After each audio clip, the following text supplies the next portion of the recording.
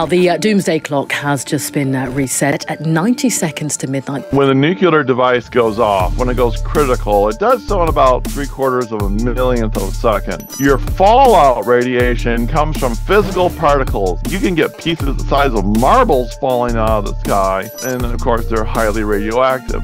Sand or books or dirt or rocks, everything you can do to put everything between you and the outside is better. When you get a lethal dose of radiation, you're not feeling it. It can disrupt your DNA, it can cause burns, and you're also going to lose your hair, and you're probably going to puke. You get a lethal dose of radiation and you don't realize that you're going to die within about 100 days.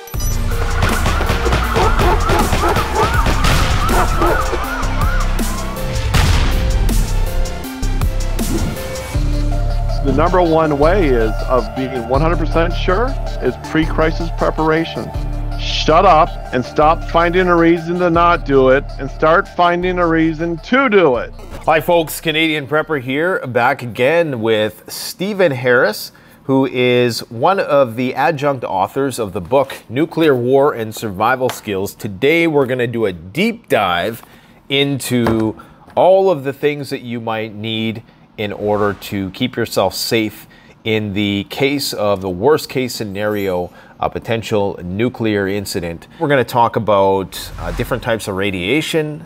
I'm hoping we can talk about different methods of detection. I know that Steve has some items that he wants to share with us, and I'm hoping he can break that all down, and various tools and pieces of equipment, medication, and supplies that you might need, and talk a bit about sheltering and things of that nature. And I'm sure we're going to go on a whole bunch of tangents. So the floor is open to you, my friend. Steve is an expert on this stuff, guys, and once he starts talking about it, you're going to figure out real quick. So maybe we should start off, just because a lot of people don't know what radiation is. But there's 3 different types of radiation that we're concerned with when it comes to the detonation of a nuclear bomb. So can you explain those 3 types of radiation and how we can protect ourselves against them? Well, there's 3 types of radiation, primarily. I mean, there's multiple types of radiation. In fact, we live in a sea of radiation. The light coming off your laptop looking at you right now, that is a form of radiation, but it's photon radiation, okay? What you pick up in your FM radio is radiation as well, but it's radio frequency radiation. What we're talking is classified as ionizing radiation. In fact, if you ever heard of an ionizing smoke detector, they use a small amount of americium in there, which is a radioactive material, to pick up the smoke because it gets ionized and it gets detected. Now, that's a good place to start with our first type of radiation, the least harmful of all, called alpha radiation. And alpha radiation is a particle. And the thing is, it does not have a lot of energy associated with it. In fact, a piece of paper will stop alpha radiation. The americium ionizing chamber in your smoke detector is not only stopped by the chamber, it's stopped by the plastic. Let alone, alpha radiation can't go more than a couple inches before it hits an air molecule and gets stopped in the air. You can actually measure how far a piece of radiation can go in inches and feet in the air before it hits air. You think of it as being ubiquitous like a liquid. It's not. It's a lot of air, is a lot of spread out particles when you start talking about something as small as a radiation particle. Next, we have beta radiation, which is basically considered an electron. A lot of people talked about beta radiation from your TV because of those electron beam hitting a phosphorus screen. And that's also called beta decay. And you got to understand, when things are radioactive, they are changing from one element to another in what's called a decay chain, which is literally how uranium and thorium becomes lead over 1 billion years. Lead is nothing but used uranium that is decayed into lead over 1 billion years. It does that by losing neutrons. So the most common radiation that you're referring to is going to be what a lot of people call X-ray radiation, and in the field we call it gamma radiation. And what this is a quantum of energy. It's not a physical particle. It's a little piece of energy that goes bing, ping, flies off at very high speed, and it can impact you. It can disrupt your DNA. It can cause burns, depending upon how close and how much you get. And this is generally what we consider when we measure whole body radiation from head to toe and try to find out what was your dose. Did you get a lot of radiation in a second, a fraction of a second? From the weapon going off, you're going to get radiation in 3/4 of a millionth of a second. Did you get it from fallout? Did you get it from something else? Okay, that's gamma. The trouble with beta and alpha is it's not that big of a danger to you walking around and everything else. The thing is, Nate, you don't want to eat anything or drink anything. Like I said, this much space of air will stop an alpha particle, okay? Well, imagine if that alpha particle is this far away from your lung, and what your lung is going to get irradiated with that alpha particle. It's going to get changed by that alpha particle. So the rule is kind of, I guess, alpha, beta, not much to worry about. Gamma is what you want your radiation detector, or this one to pick up. That is your long-lasting radiation that we consider as part of fallout. This is the radiation that goes through. It gets attenuated. It goes through your walls. It goes through everything, but it gets attenuated by your walls, and it keeps on losing this energy the more and more stuff it has to go through, like 3 feet of dirt or 18 inches of dirt or lead or water. That's why nuclear reactors are down in the pit that is full of water, because they'll have 20 feet of water above that thing. And the water is an excellent absorber of radiation. Plus, you can see through it and you can pump it. So it allows for all sorts of contingencies like reactor cooling and visually inspecting, and also excellent shielding properties. Just to help viewers visualize this then, because obviously sure, all three of these types of radiation, alpha, beta, gamma, are emitted by a nuclear bomb or involved in a nuclear blast. So can you tell us, you have the nuclear explosion happens, where will we encounter the alpha and beta particles and why? And how long will the gamma radiation be a factor? And maybe just talk a little bit about, I guess the difference between a ground burst and an air burst in terms of what the radiation effects are, and just try to give, our viewers an understanding of... Ground burst and air burst is a fantastic question, okay? And when the nuclear device goes off, when it goes critical, it does so in about 3/4 of a millionth of a second. And that's where all the radiation is released. And it's released in terms of light photons, sometimes called teller light. It's in gamma radiation and other forms of radiation. And that's where you're going to get neutron radiation, gamma radiation, everything. And that's called prompt radiation, because you're getting it in a millionth of a second. You'd call that pretty prompt, wouldn't you? That radiation then heats up all the air around it, and that begins to form what it's called the fireball. That's when you see, you see the bright light wash everything out, and then you see everything glowing brightly and then decrease in brightness and the mushroom cloud going up. That is from the atmospheric heating of the gamma, the photon, and the other forms of radiation coming off of the device. And then you get the mushroom cloud going up. So that's called prompt radiation. Now, when you got an air burst, what you want to do is you want to air burst it like they did in Hiroshima, Nagasaki, and many of the other airborne tests that we did, the Marshall Islands, etc. You're not doing a high altitude burst. You're doing a low altitude burst. And this is measured in thousands of feet. No, I'm sorry, low thousands of kilometers. I keep on forgetting I'm speaking Canadian today, eh? You mean meters? Yeah. Meters, not kilometers. I mean meters. Yeah. So, I'm sorry. You're right. I misspoke. Thousands of meters, not kilometers. Yeah, we like science and scientific metrics up here, as opposed to more primitive styles of measuring things.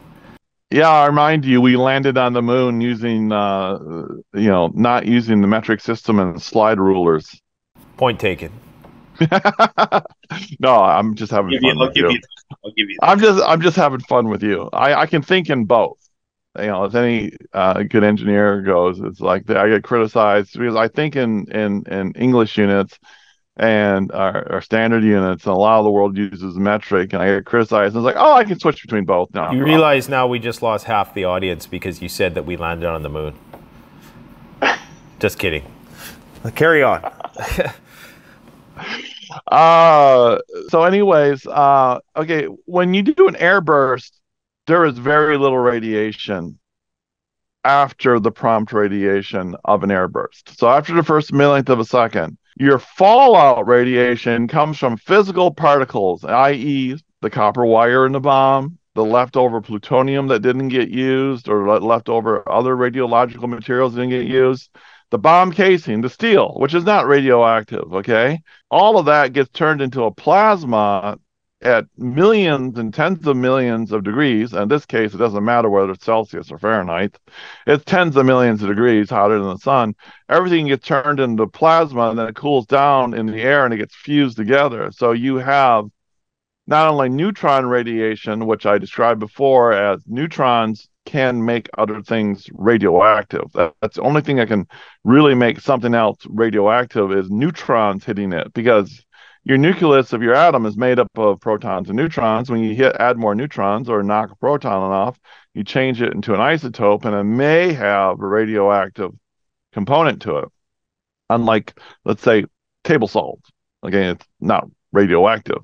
So when you get a ground burst, you get the fireball I mentioned, and the fireball touch, and this is in nuclear war survival skills and very well documented. When the fireball touches the ground, or digs into the ground, as in they're going after nuclear silos, it takes all of that earth, silicon dioxide, and everything that makes up sand and clay and all the minerals that you can think of, and it scoops them up and it carries them up in the mushroom cloud, which is very hot, and it gets mixed with a lot of radioactive particles and everything else. And that becomes your fallout. And that fallout is what's going to fall out from the center of the bomb to all the way around the world. At the near the bomb, say kilometer, you can get pieces the size of marbles falling out of the sky that are fallout. And of course, they're highly radioactive. The further away you get, the heavier the particles have already fallen out, and you get lighter and lighter and lighter particles. These particles go up into the atmosphere, 60, 80,000 feet up by the mushroom cloud, get into the jet stream, which, as you would say, is all screwed up at the moment, and they get transported around the world either by the jet stream or not by the jet stream. And the thing is, if they go off in Ukraine and you're in Canada and the United States, it's going to take 5-7 days for them to float at the upper atmosphere and fall out all the way. They're falling out all the time as they're traveling because they're particles. They got heavy. Only the winds are keeping them up, and there's a lot of circulation up there. So by the time it gets to us, the particles that are still going to be alive are going to be the cesiums and like the iodines. And the iodines are the ones that are soluble, that can go into water, that you can drink, that can go into your thyroid. So an airburst, Hiroshima and Nagasaki had very little fallout because they were detonated at a certain altitude. Okay. And the fallout, how long from the time of the blast until this fallout starts to become a problem? Like, how long does a person have to get into a fallout shelter? It literally rides on the wind. So if LA gets nuked and you're in Vegas, you might have a day. If you're in Houston, Texas, like Amarillo, you might have 2-3 days. I mean, it's going to be tracked more accurately than a hurricane. And if you're right outside the blast zone, it's going to be almost immediate. No, if you're outside the blast zone, you got you got more things to worry about. But I mean, if you're not in the blast zone, but you're outside of it, but you're within the range of the immediate fallout. Oh, I got you. So it's like the saying goes. There's a saying is like, if you hear the nuclear detonation and you turn around and see the mushroom cloud already formed, you're not going to be affected by the blast. People don't realize you're going to hear a nuclear detonation for 1,000 miles away. As we just proved with the volcano that went off the Pacific, they heard it in Australia. We saw the pressure wave go across the weather barometers in the United States, literally traveling at the speed of sound across the United States. So if you hear it, you're safe. If you see it, if you hear it and you turn around and you see the mushroom cloud, it's like I'm a good distance away. I can start going. I can start going in the other direction. The way the wind is not going. Find a small dog, pick it up, and throw it up in the air, and find which way the wind blows the small dog, and okay, that's the direction that you want to go opposite of and away from the detonation, and thus the fallout. The fallout is going to travel on the wind, and it's going to move at the speed of the wind. And that's only for a ground burst. That's not for an air burst. There will be a small amount of air bursts, and again, we're going to get into the byproducts of a fission or a fusion reaction. And it's an encyclopedia, but you can say short-term threat, iodine, longer-term threat, cesium.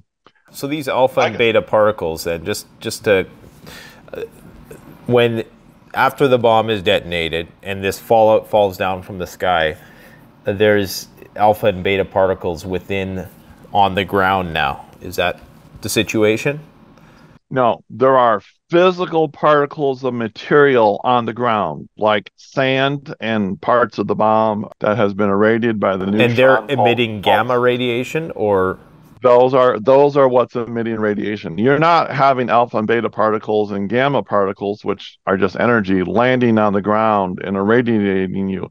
You're getting physical particles that you can literally touch and see or not see, which is why you have a good Geiger counter, so that you can now turn that invisible into the visible. Like I said, turn the visible into a mosquito so you can understand it, and now you can swat the bugger. Like if you were going to walk into my house and you drove all the way from Canada to my place, it's like, hang on, Nate, I gotta wand you. I gotta go over you from head to toe with a meter to see if you're carrying any radiological particles that were fallout that you picked up from the dirt. You might have walked across a parking lot, and they were in the parking lot, and they got scuffed up.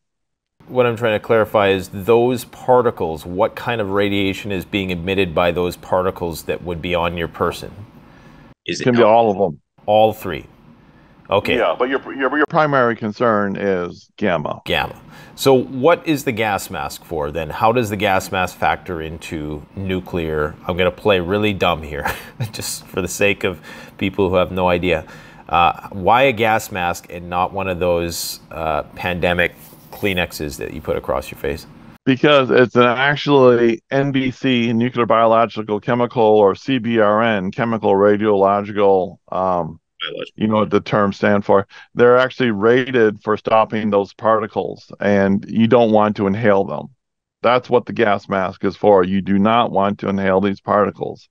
These particles could be of all variety of sizes. And also, you notice, if you did get into a contaminated environment, you can take off your cheek filters and you can dispose of them and put new ones on. So you can, anything trapped that's in there, you can put your Geiger counter up to your filter, and it's like, and you go, it's like, yeah, your filters. It's not good either, which is why you probably want to change out those filters, not like have them close to your face for a long period of time. Is it safe to say? Like, because they're accumulating contaminant. All depends. You might be accumulating nothing.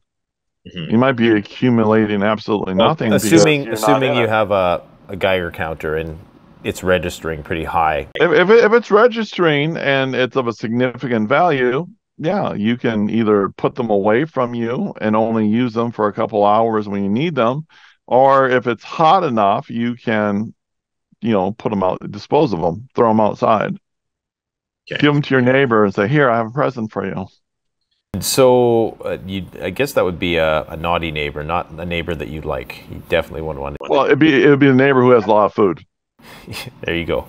Yeah, now you're thinking Marauder style.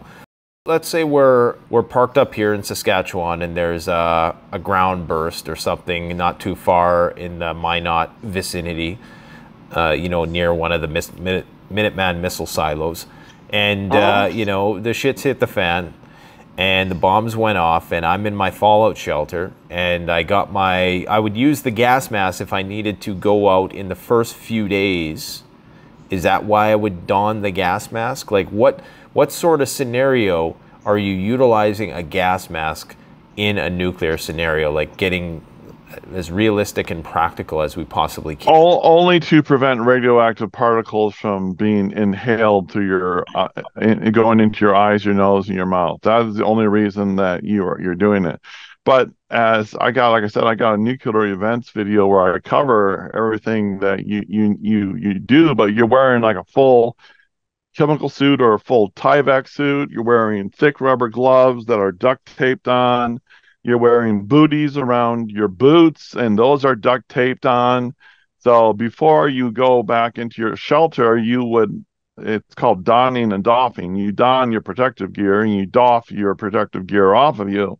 There's an art form to it so you don't contaminate yourself. If you ever seen an EMT go like this with his gloves and slide them up and roll them and then like take them off from the inside out, that's so anything like someone's blood that has hepatitis in it is being contained in the glove and not on his skin. There's an art to it. But you would go up to the hatch of your shelter with your Geiger counter and you'd be going like this, and it's like, it's too hot out there, I'm not going out, and 3 days later maybe you're going like, God, I really got to get this from my secret locker at Canadian Preparedness that no one knows about, buried underneath the floor. I forgot to get it. They're the cat treats for my cat, and she's complaining. I got to go out and get them. So you would put on, a protective suit, so any particles coming on you would be left with the suit, just like a rubber glove, and gloves, and it's got a hoodie or a shroud and the mask and then the booties. You would go get your cat treats and bring them back, and you'd take everything off outside the shelter, or you would check it with a meter to see if there was anything on it. If there's nothing on it, it's like, you're fine. Go inside your shelter, take a shower inside your gear, check it again with the meter, and then you're in your regular clothes. Check yourself on your regular clothes with the meter, and then check the cat treats with your Geiger counter, and then you're like, "Here, kitty, kitty, kitty," give her cat treat she's been complaining about for 3 days because you're in the shelter without no cat treats, or no string toys, or lasers, or anything. We often see the iconic gas mask being donned in the apocalyptic movies, but there's a very short window for, at least I would say, after a nuclear detonation for which something like that would actually be required, because the half-life of this fallout material is quite short, as you say. Well, there are other particles. I mean, the higher the radioactivity, the shorter the half-life. And like I said, that's good for your body, but it's not good for inhalation. Let's say you had a lot of fallout. It's like, inside here, I got a piece of trinitite, which is the glass that was underneath the first atomic explosion at Los Alamos. Okay, this is the green glass formed underneath. Now, there is a little bit of plutonium in here, so microscopic you couldn't measure it at one time.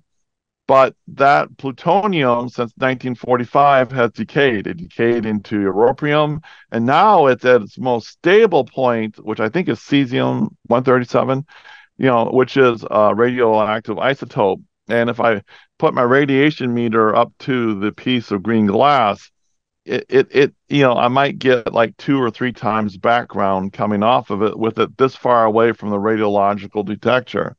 So you can have radioactive particles that are radioactive for a long period of time. They just might not be soluble in water. They might be at a low level. They're okay for your body, but again, you don't want to eat or drink the particles. So this would be why they would still be wearing gas masks around certain parts of Chernobyl if they were doing extended work, because they might be... absolutely. Chernobyl's a great example because it's in the soil. I mean, right. Like we talked about the other day of that a nuclear accident in a reactor like Fukushima, Chernobyl is by far worse. It can be putting out radiological particles for months and months, whereas a nuclear blast is a microsecond, and then you got the fall, everything sucked up the mushroom cloud and fallout. So, we're talking about an event measured in hours versus measured in months and years. So you can get a lot more radiation. And yeah, there is lots of radioactive material, not to mention Chernobyl blew its core out, which is a graphite moderator, and the firefighters were picking up these pieces of radioactive graphite with nuclear fuel inside of them, and they were dead 2 days later because they got 25 to 50,000 rads of radiation, which is like 25 to 100 times the lethal dose. They got it in minutes. And so there's all sorts of this blown all over, and it goes into the soil. More soil falls on it, rain falls on it, and it goes down further, and it decays. But still, when you and I are, 100-kilogram human beings walking around with our boots, especially if we're not lifting our feet and we're scuffing our feet, we're kicking up the dirt and everything else, and we're making it airborne. So it can get on our boots, on our pants. It can get up high enough that we can inhale it. The people walking behind you, because you're making a dust cloud, they can be inhaling it. I'm sorry to say, I like to try to make things as simple as possible, but it's a complex subject. And the number one way is to, have something so you can measure the radiation, so you're going to turn that invisible particle into the equivalent of a mosquito. Because if you go, mosquito lands on you, got it. Okay. And that's what we want you to be able to do with radiological particles is I want you to be able to see it with an instrument like you can see and understand a mosquito. It's not an unknown, ununderstood. Now that you got the meter and a little bit of training, which a lot of which is just in the first 34 pages of nuclear war survival skills. Tell me, and I don't know if you know the answer to this, but I'm just curious, with a lethal dose like that, would you actually physically feel the radiation coursing through you, or like would you actually feel it at any level, or is it completely invisible no matter how high the dose? People at Chernobyl got 25,000 rads going in and doing inspections, whole body radiation in 30 minutes. And no, they weren't feeling it. The thing is, once the numbers are like 325 and 100. At 3 rads of a total whole body exposure in a short period of time, your body can pretty much recover for it. We're not talking long-term cancer risk. We're talking about short-term daily risk. 25 rads picked up pretty quickly was the number Edwin York, one of my mentors, did for the Air Force. Because at that time in the 60s, you could medically detect in your blood work that you were exposed to radiation. 100 rads is what we call LD 1%, which means 1% of you are going to die if you get 100 rads whole body radiation in like a day, hours, or instantly. And you're also going to lose your hair, and you're probably going to puke. That happens at 100. Now, LD 100 is like 600 rads. Now, what that does is 500, 600, so it varies between people. I'm bigger than you, Nate, so it might take a few more rads to get me. So there's a benefit. So you want to be, you don't want to be too skinny then if the bombs drop, is what you're saying. No, actually, the radioisotopes can get stored in your fat cells, depending upon which ones they are. So there's an advantage to being fat and an advantage to not being fat. I got a lot of food storage right here. I can go for a few more days than you can, but they aren't going to be pleasant days. Now, here's the funny thing that people are going to find really interesting. When you get like a lethal dose of radiation, again, you're not feeling it, okay? Mm-hmm. That's a scary thing to think about. There's been some accidents on some not chemotherapy, but radiation treatment tables where they swear they could feel it, but they were getting excessive amounts, and they were like laser focused, like they do for radiation treatment for cancer. They felt a shocking thing, but you and I aren't. Now, what 500-600 rads does, Nate, is it kills your bone marrow. Your bone marrow makes all your red blood cells, which carry all the oxygen through the hemoglobin throughout your body, right? Red blood cells have a life of about 120 days, and your body's always making more of them. So what happens is if you get a lethal dose of radiation and you don't realize that you're going to die within about 100 days because you don't have enough red blood cells in your body to transport what you're respirating around your body. And that's one of the methods of death. Now, the Chernobyl workers, they were getting 5, 10, 25, 50,000 rads. They died a very brutal death in single-digit days, 1 or 2 days, in the hospital, kept secret. And that's because they had central nervous system failure, multi-organ failure, and everything from such an incredibly high dose. This is a dose of energy. This is a dose of, think of it as penetrating energy. It's like, I got these lights around me right here, okay? Think of this going through you, okay? And through you and through the backdrop and through the wall, and I'm sure my cat's on the stairs. It's getting here. Think of that as radiation, as almost like light, okay? And the more things that you can put between this light, like I'm now shadowing myself, the more things you can put between this and you, the less you are going to get. That's why inside your basement or your house, fallout shelter that can't handle a blast, and let's say we reduce the radiation only by a factor of 100.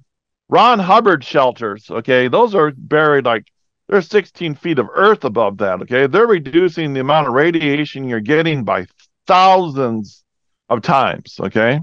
Thousands of, 3 feet of dirt is going to be about a 1,000th reduction, okay? He's talking 16 feet of dirt. And so you're getting a lot less in there. Now, if you're where you are in Saskatchewan and the missile fields go off, and and the wind turns a little bit north, you can get a little bit of falling out in and around Nate, and your Geiger counter is going, oh, I got like 10 millirems an hour or 50 millirems an hour outside, and you go inside your house or your basement, and it's like, oh, I'm getting 5 millirems an hour. Okay, it's like, you're okay. So the fallout shelter I have that I built literally in the 90s is a 4 foot by 4 foot by 8 foot long structure in the corner of my basement. And then I put all of my flour and food and water and buckets on top of it and all the way around it. And then I have a 55-gallon barrel on a dolly, and I just pull that up to the entrance. And the idea is I can spend my nights or part of my days in there and get about 1/100th of the radiation that's going on outside. You drop a nuke over Detroit, and I'm in the range of the blast wave, even at 2 psi overpressure.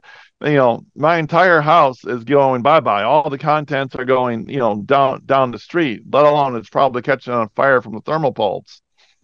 So you got radiation shielding shelters. You got blast shielding shelters. You got shelters that can literally, you mentioned fires earlier. You got shelters that can be buttoned up, and you can have the whole city on fire around you, and you got your own filtered or own private air supply inside the shelter.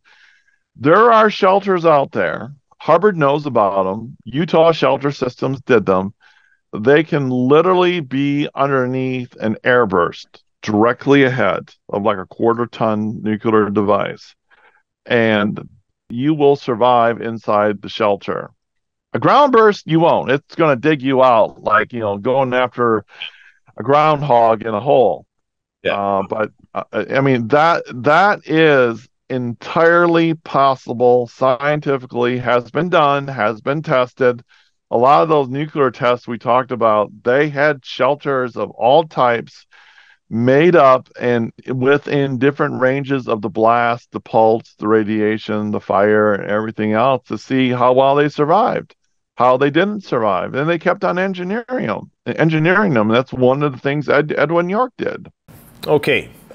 That's very interesting stuff. Now, how about measuring radiation? Because this is where a lot of people, myself included, get incredibly confused. You have all these different terms trying to, that some of them are synonymous, some are similar.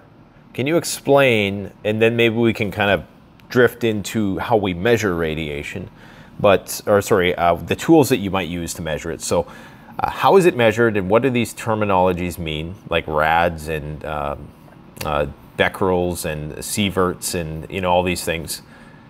Maybe you could explain that and try to imagine I'm like 2 years old. The simplest thing to do, since the majority of radiation meters to you are going to be measured in either rads or sieverts. And it's like, again, going back to English language and English units, this is a popular meter, okay? These are all in rads. So it's one of the reasons I'm trying to stay in rads. The scientific community likes to use sieverts, which is just another measurement of radiations. And sieverts, so take whatever your sievert is and multiply it by 100, and you got your rads. And the medical community likes to use what's called grays. For the sake of what is most common, it's like this will measure in only in rads. Okay, this scale on back of here of the nuke alert is in rads. Okay, because he calibrates these and he developed this. This, which is no longer available, goes from background to fallout radiation. This will display in either sieverts or rads, depending upon how you set it up. When my good friend Scott went in for proton radiation at down in Houston at MD Anderson, the amount of radiation he was given was measured in grays. So that's kind of like more of a medical term. So what would a rad be? What would one rad equal in grays? Or is it a different type of measure? I actually don't. I'd have to look that up because it's so not used in my area.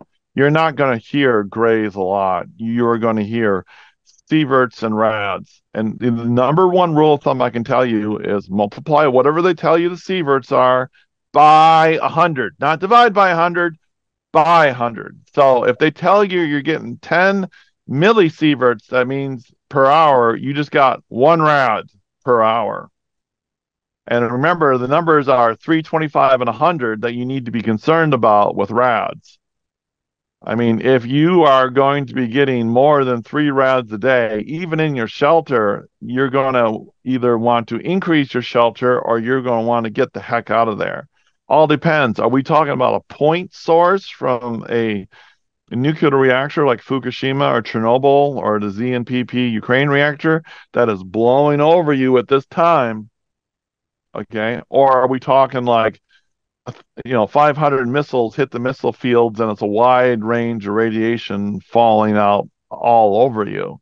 And, if you're getting a little bit extra radiation at the moment and the wind's going to change tomorrow and go south instead of east, your situation has changed. Plus, if it's streaming over you, it's like, this is too high, even for my radiation shelter. Again, I said radiation, not blast shelter in my house. We're all hopping and taking our totes full of stuff that we have prearranged, throwing them on top of the minivan and in the car and the kids, and we're going the opposite direction of what the wind is ever going to do, and we'll probably be out of the radiation in like an hour. If it's a point source from a nuclear power plant that has gone lost its cooling and gone critical. So what is a beckerel then? I'm just trying to stay on this terminology piece just so we get this all straight out. A beckerel is like a 5-gallon pail of water. Okay? That's it. It's like a 5-gallon pail of water or a 55-gallon drum full of water. It is a quantity of radiation. Now, let's say I got a 5-gallon pail of water and it is Nate's kryptonite, okay? And I'm pouring out that 5 gallons of water onto you, Nate, but I'm doing it at a rate of an ounce a minute or an ounce an hour or a kilogram an hour or a gallon an hour. That is your radiation that you're receiving. When this says I'm receiving 2 rads an hour, that is very equivalent to me pouring like 2 gallons an hour out of that bucket onto you. But the thing is, that bucket is only so full. It's only 5 gallons. That is the total amount of radiological radiation or material, you could say, that I have to pour onto you. And so when there were Fukushima and Chernobyl are their analogies by how many becquerels of radiation did they actually throw out into the world? So it's like, how much water did they pour out onto the driveway is the analogy. And that's how we can say Fukushima was a lot less. So it's more so used to describe like the source, like how many becquerels of radiation will be given off by a nuclear reactor if it, and then of course the sieverts or the rads are what you would be exposed to. The two, okay, your audience needs to listen. It's kind of like flashlights, I think. Like you have a floodlight, like they have what they call out the front lumens with flashlights. Right. So it's like 100, you might have 100,000 lumen flashlight that sends them all out the front, but maybe only a few of those photons are going to fall on the part that you know, on what you want it to fall on, which would be like the sieverts or rads. And the becquerels would actually be the amount of battery you have behind it. Okay. I mean, you're making a good analogy that I'm just taking one step further. Instead of saying all the light is the becquerels, I'm saying the energy in the battery powering the light is going to be the becquerels. That makes sense. Yeah, I get you. I told you the depths of what Cresson went through. Cresson Carney went through to write his book. And they kept on writing it, giving it to new people, and having them circle what they didn't understand. And then they kept on rewriting what people didn't understand so that the average person could understand it.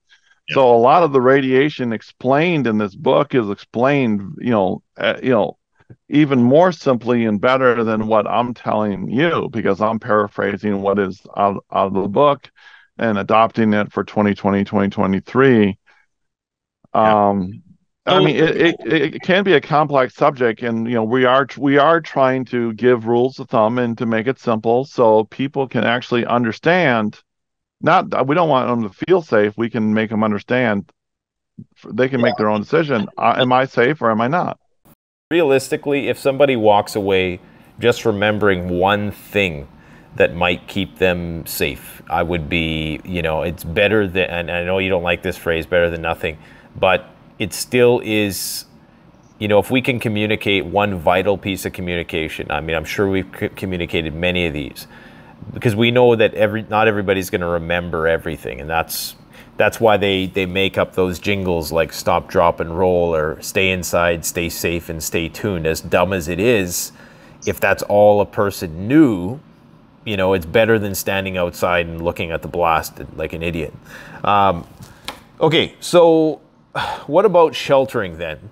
So we talked about alpha beta, we talked about how, the importance of gas masks and hazmat suits. Let's talk a bit about, you briefly talked about the depths and preventing against gamma radiation. Now there's lots of great diagrams in the book that talk about how the gamma radiation can push the photons and all this stuff, and why you have to have angled entryways into your bunkers and this and that to attenuate the radiation. But can you talk a little bit about what is required, like for the average person who might have a basement, and like how would they protect themselves against that kind of gamma radiation? That page right there. And I emphasize that page right there, which is page 14 in the book. It shows you how much soil halves the radiation. And remember, if you half the radiation, half the radiation, half the radiation, and you do that 5 times, that's 2 to the 32nd power. Sorry, 2 to the 5th power. So it's 32 times the radiation. So when you go from 18 inches to 36 inches, you aren't doubling your radiological protection. You're going from 2 to the 5th power to 2 to the 10th power. So you're going from 32 times less radiation to 1,024 times less, or 1,000 times less radiation. And dirt is your friend. Dirt is freely available, unless you're in New York City. So what is the quality of dirt? Because I find that to be almost too good to be true, because like all you need is the dirt. I mean, dirt's everywhere. Usually it has to do with the water content of it.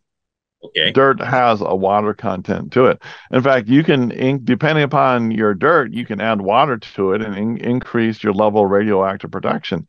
If you're filling up square 4-gallon pails or square 5-gallon or 20-liter pails full of play sand, you can actually add water to that, and you can put it in place and then add water, and you can significantly increase your radiological protection even more.